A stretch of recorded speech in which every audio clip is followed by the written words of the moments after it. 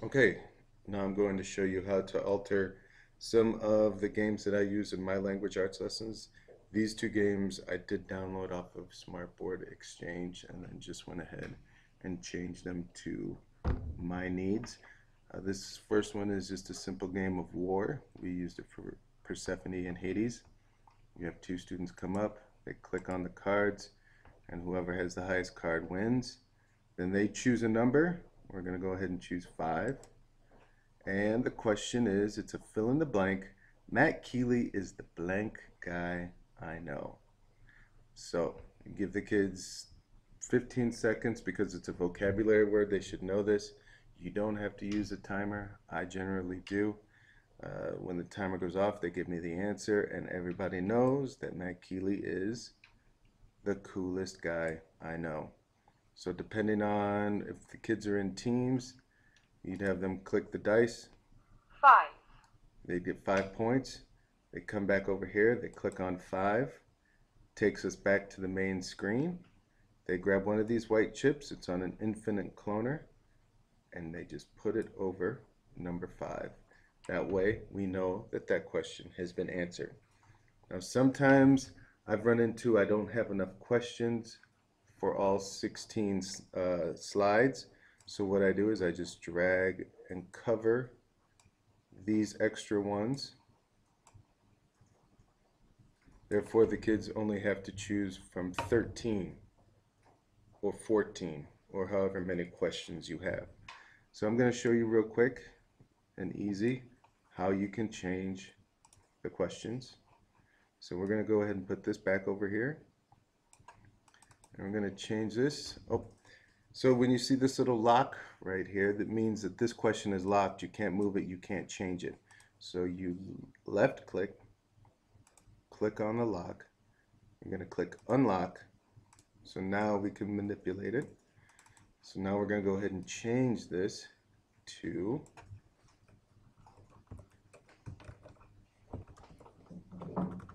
sorry, I need to put my keyboard on English.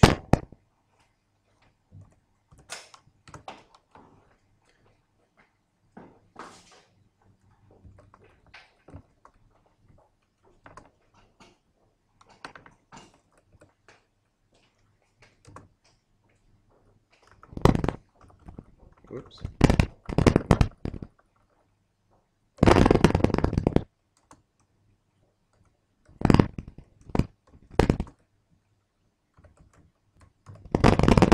Now we're going to change that to Marvin is one of the blank men I know. We need to lock it in place. So you left click on this little triangle right here. Click on it again. Come down, lock in place. So now it can't move, and we need to change this to Marvin isn't one of the coolest guys I know. We need to ungroup, so you click on the triangle again, come down, ungroup. Now they're two separate items. Marvin isn't the coolest, he's the most handsome. Is it handsomest or handsome? Most. Handsome. Yeah. There you go. We'll just leave it like that. Sorry. So then click, control, click. Now you can, both boxes are highlighted. Whoops. I see I misspelled. Handsome. Let's see, we can go ahead and make this box bigger so that word fits together.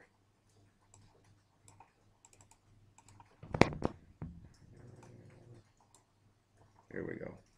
So control, click.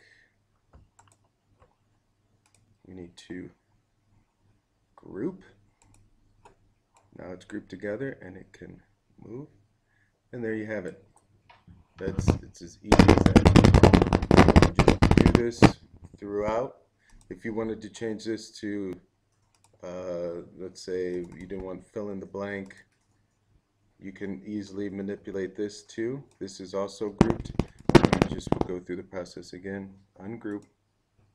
Now we just have fill in the blank. We would change that. Oh, sorry. I see it's grouped with the star as well. So then we have to ungroup that. Now we should, there we go. So then you can change that to whatever you like. And then once you finish that, it's highlighted. The star is highlighted now. And then you just group, and that's it. Okay, now we're going to move on to another game that we play, Connect 4. Over here it says pull. You just pull it out, gives you the directions. We're all familiar with Connect 4, I hope. Players take turns dropping their checker from the top of the grid. The first player with 4 in a row wins. It's as easy as that. Click here. This will take you to the questions. You click on the questions. Let's see. How did Ratsy find Tom? Now for this, I did not give the kids the answers. I waited for them to give me the answers. I did not have them. I would write them afterwards or have the students write them. Once they give me the answer, they would click on the checkerboard again, takes them back to this screen, and click on the question. And then they would take this number and put it behind the checkerboard, so we know that question 7 has already been answered. Okay, so say for example I did want to give the kids the answer to copy down. You need to come up here and click on this A for text. Now that means we're in writing mode, so now I can type in the answer. So how did Ratsy find Tom? Let's see. Ratsy followed Mole. Now, see how small this is? We can make this bigger by dragging on this, and now it's bigger. And then say you don't want the answer on the page, so now you need to cover up that answer. So you come up here, click on shapes. Here you can choose your shapes. So I'm going to pick a square. I'm going to start right here. Whoops. Okay, so see, sometimes a square isn't always the best choice. So I'm going to click on the arrow key, which means I can tap on this square and get rid of it. Come back up here to image or shapes. This time I'll do rectangle. So cover this up with a rectangle. Now I come to this little paint can. I click on it. I can choose any color I want. I'll choose green. Bring the paint can over. Now the kids can't see the answer. And now when they give me the answer, I can move it, and there's the answer for them to write. Or I can make it disappear. So I'd come over, go to Properties, go to Object Animation, type. I want it to fade out.